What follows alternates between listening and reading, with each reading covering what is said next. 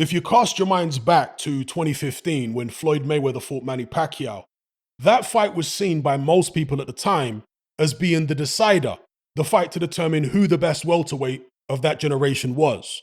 And both guys, up until that point, had decorated professional careers, both multi division world champions, both had participated in numerous unifications, etc., etc. But despite all the accolades and the achievements, they still had to face each other to get that title as best of the generation.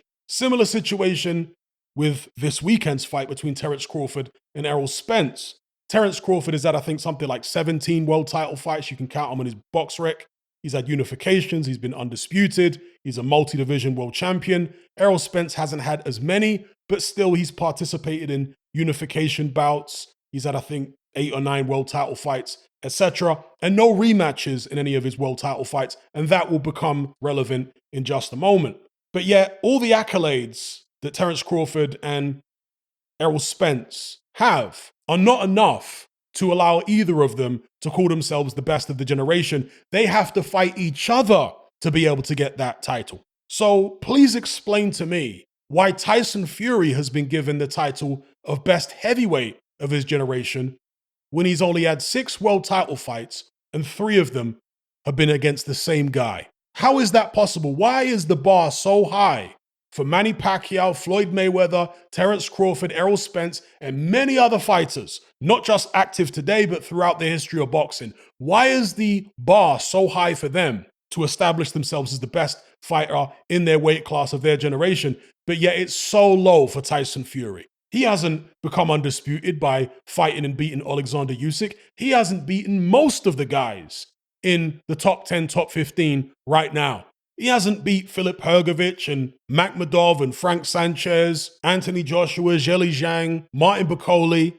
etc., etc. He hasn't cleaned out the division. He hasn't come close to cleaning out the division. But yet you see these people up on TalkSport like Simon Jordan, and he's been saying it for ages, Simon Jordan. He's been saying it since the first time he interviewed Fury, or at least the first time I saw him interview Tyson Fury. It was a long, long time ago. And he kept saying to Fury, I think you're the best heavyweight of your generation, and just constantly saying it over and over again. Based on what, Mr. Jordan? There is literally an elephant in the living room here called Alexander Usyk. At a bare minimum, to establish yourself as the best heavyweight of the generation, you would have to beat Usyk. Or is Fury still trying to hide behind this nonsense that Usyk is not in his generation? Because this is what he said. I made a video about it at the time. He said that Usyk's not in my generation. What a load of absolute nonsense. Tyson Fury won his first world title in 2015 against Vladimir Klitschko. Alexander Usyk won his first world title in 2016 against Krzysztof Glowacki. Alexander Usyk is actually older than Tyson Fury by a couple years. Fury's 34, Usyk is 36. And yet Fury has the audacity to come out his mouth and say that Usyk is not in his generation. What a load of cobblers. And of course, Frank Warren's constantly saying it as well. Fury's the best of his generation, as if it's a fact. It reminds me of that quote from Joseph Goebbels, one of those top Nazis. He said words to the effect of, if you repeat a lie often enough, it becomes the truth. I'm paraphrasing. If you repeat a lie often enough, it becomes the truth. That seems to be Frank Warren's strategy whenever he goes up to TalkSport. Tyson's the best of his generation.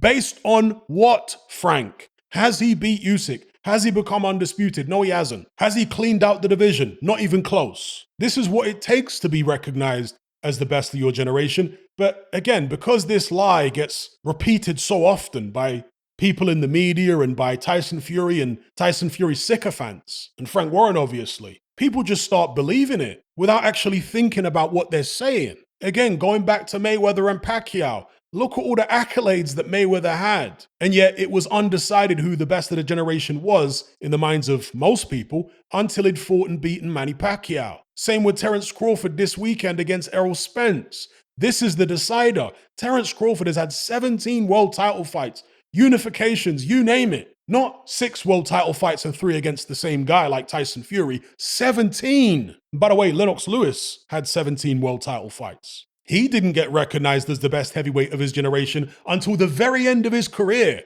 Lennox Lewis. It wasn't until he'd rematched Hasim Rahman and beaten him and then beaten Mike Tyson, and then they started saying, okay, Lewis is the best heavyweight of the generation. And even now, there are some people who dispute that, but I would say the majority of people acknowledge that it was Lewis. But it took him years and well over a dozen world title fights to get that recognition. But Tyson Fury, I mean, the bar has been dropped so low for this guy. You think it was a limbo bar. It's been dropped so low for this guy, he can literally step over it. A midget could step over it. That's how far it's been lowered for Tyson Fury. It is absurd enough to say that he's the greatest fighter of his generation. Mind-blowingly absurd to call him the greatest heavyweight of all time when he hasn't cleaned out the division. You don't give people accolades before they've earned them, folks, because then there's no incentive for them to actually go out and do that. If Tyson Fury can actually go out there and prove it, by taking the necessary fights and beating the necessary people,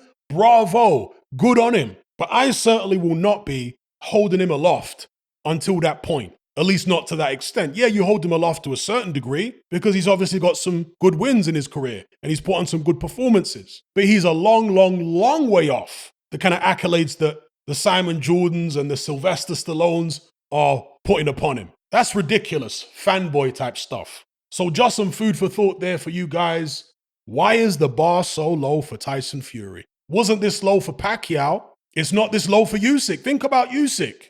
All he's done in his career, two-weight world champion, undisputed. This guy wants all the smoke. There was no messing about when he was a cruiserweight. Title fight after title fight after title fight. And in between that, he was taking on top contenders. Not messing about and trying to fight Francis Ngannou, having trilogies with people he's already beaten twice, who are washed up. No, he wasn't doing none of that. He wanted all the smoke. Moved up to heavyweight, schooled AJ twice. Now he's fighting his mandatories. And yet, how many people are calling him the best heavyweight of his generation? Very few. Almost none. And nor should they be. At least not yet. But with Tyson Fury, like I say, he gets this special treatment somehow, at least in the media, and from his joker of a promoter, Frank Warren. Anyway, I'll leave it there. Are you sick and tired of the mainstream mindset? Does the dogmatic conformity and pathological ignorance have you tearing your hair out in frustration? Then don't be alone. Come and join our brotherhood on Patreon. We stand as a beacon of reason against an army of insanity. You'll gain access to my weekly topical podcast where we take more deep dives than Jacques Cousteau on an endless variety of subjects. There's also videos, interviews, live Q&As, as well as a vast back catalogue of previous episodes, including my popular Confessions of a Nightclub Bouncer series.